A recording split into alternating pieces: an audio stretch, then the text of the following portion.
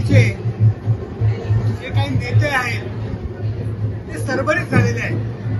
संजय राऊत असतील आणि आणखी कोणी असतील, काहीही आरोप या ठिकाणी करतायत.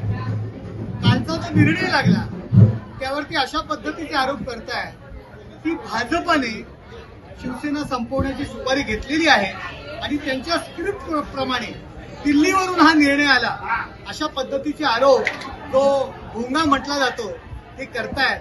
परंतु तुम्ही खात्रीपूर्वक या ठिकाणी सांगतो, आदित्य ठाकरे यांनी, तुम्ही त्यांना जाऊन विचारा, नवीन वर्षाच्या शुभेच्छा देण्याच्या निमित्ताने भाजपमधील सर्वोच्च नेत्याला भेटण्याकरता वेळ मागितलेली आहे.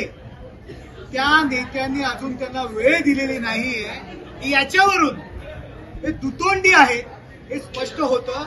एकीकडे भाजपावरती टीका करायची आणि एकीकडे आदित्य ठाकरे यांनी नवीन वर्षाच्या शुभेच्छा देण्याच्या निमित्ताने भाजपातील सर्वोच्च नेत्याला भेटण्याकरता वेळ मागण्याची, हा दुतोंडी सापाप्रमाणे यांचं काम सुरू आहे.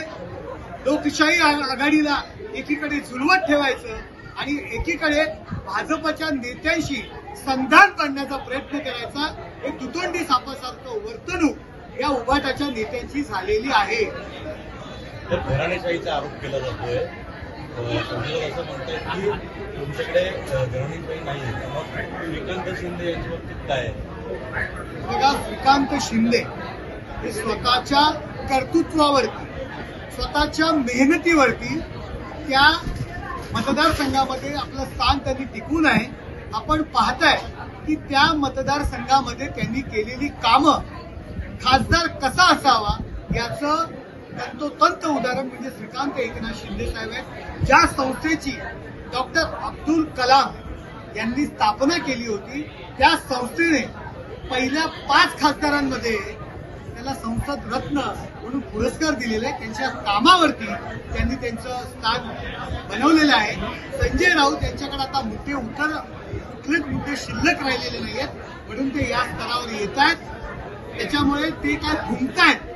शिवसेना संपवण्याची सुपारी, उद्धव ठाकरे यांना संपवण्याची सुपारी शरद पवार यांच्याकडनं त्यांनी घेतली होती आणि ते त्यामध्ये सफल होते.